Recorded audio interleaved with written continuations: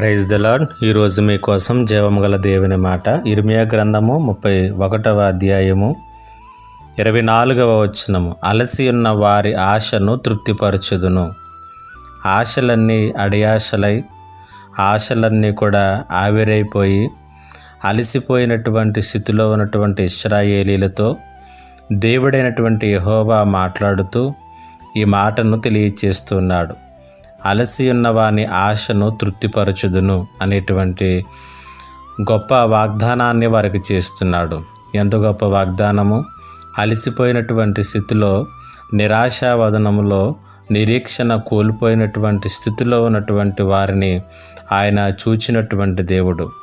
వారి యొక్క ఆశలు ఇంకెప్పటికీ చిగురించవు అనేటువంటి ఉద్దేశాలలో ఉన్నప్పుడు దేవుడు వారిని చూసి, మీ ఆశను నేను తీరుస్తాను, మిమ్మల్ని నేను తృప్తిపరుస్తాను అని వాగ్దానం చేస్తున్నాడు.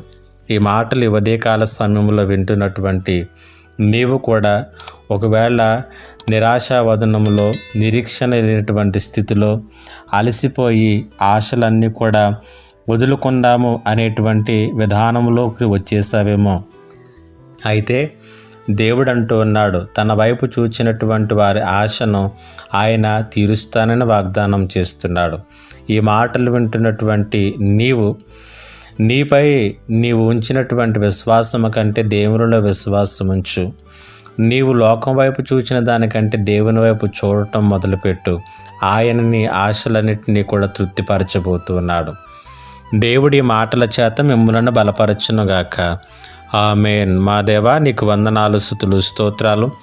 ఈ మాటల చేత ప్రతి ఒక్కరిని బలపరచమని, వారి యొక్క ఆశలన్నిటినీ మీరు తృప్తిపరచమని యేసు నామములో అడిగి వేడుకొనుచున్నాను తండ్రి. ఆమేన్.